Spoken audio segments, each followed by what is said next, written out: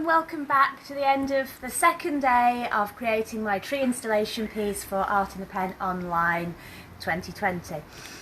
I'm pleased to say it's all done. I'm really pleased with it. I've got all the elements on that I wanted to do, so I'm going to give you a little tour of the tree first.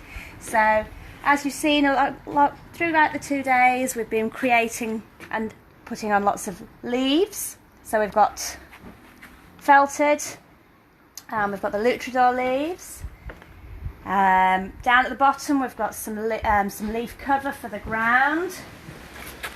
So again, these are the Lutrador. We've got silk leaves here.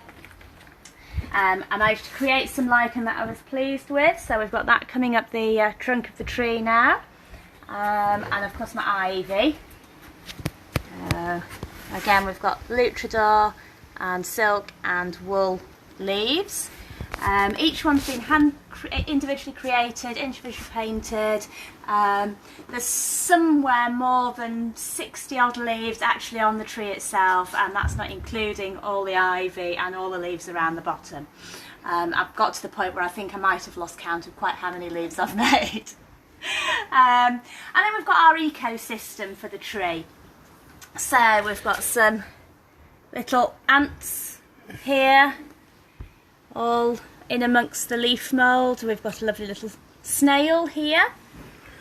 Round this side, it's a nicely camouflaged little green beetle.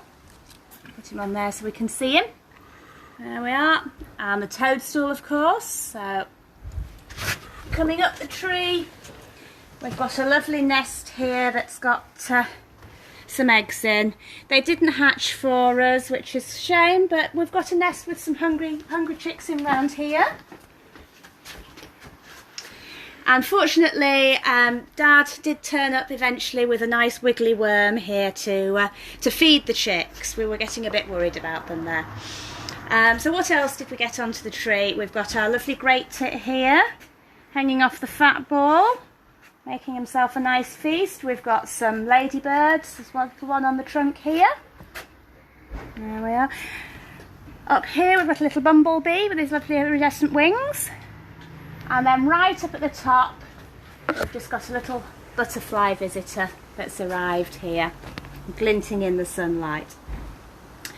So it's been an absolutely fantastic experience making this. I've really enjoyed it. I've surprised myself by how much I've enjoyed doing the Facebook stuff. It's not really my area of forte, but there we are. We've gone with it, and I've really enjoyed it. And I hope you've enjoyed dropping in, watching it, how it's been created. My job now is to take it all apart, to pack it really carefully, and then hopefully next year we'll have done well enough with the fundraiser that we'll be able to save Art in the Pen and all the other events that it supports in Skipton. I know I keep banging on about it, but if you can donate anything, it would be great. It's amazing. It's an amazing art fair. It's a really fantastically well organised one. It's a pleasure to do, and it's a pleasure to go as a visitor. And of course, there's all the other things. There's the Mart Theatre, Yarndale, all those other things that happen in the Yorkshire Mart as well that are all tied together. Next Sunday, I'm going to be back in my usual spot with Skipton Artisan Market down in the Canal Basin in Skipton, and you'll be able to see some of the work that's been inspired by this journey to create this tree. So I've got ladybird brooches, I've got my mixed media pieces that are inspired by all the different elements. So we've got our little snail here on a chunk of wood with his little leaf. We've got, you can have your very own nest of hungry chicks. There we are. And of course we've got the birds that really came about through lockdown. So this lovely barn owl, this was modelled, took some photographs. We have an owl, bird of prey rescue that have been with us for the last couple of Skipton markets. So this is one of their owls that they brought with them, so I took my photos and worked from those to create Storm. I've enjoyed the process of really pushing my artistic practice, pushing my creativity so much that I've started another project So I've got a brand new page called Emerging Forms, and the idea came to me. I was walking and I'd found this lovely little mermaid's purse, and I was going to take it home as a treasure for my daughter Charlotte.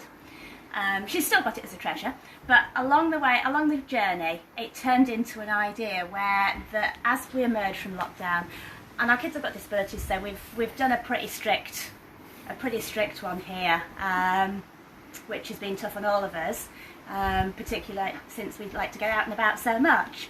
But as we start to go back out and go do a few walks, go to a few places, is that actually find those little tiny treasures and bring them home and be inspired with them. So I'm well on with that. I've created 2 pieces already.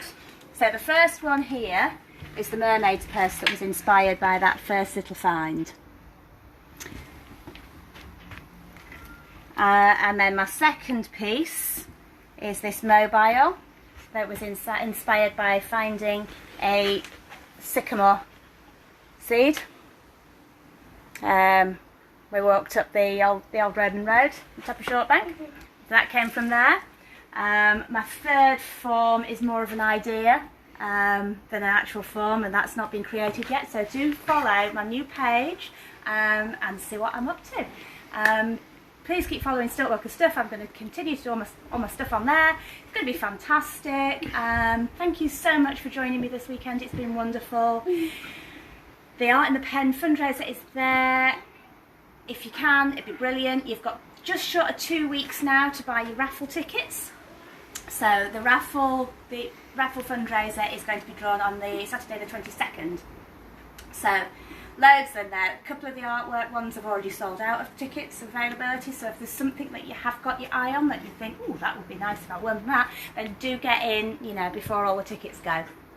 And thank you very much for joining me, and I hope to see you at lots more arts events around the place, and it's been great. Thanks a lot. Bye.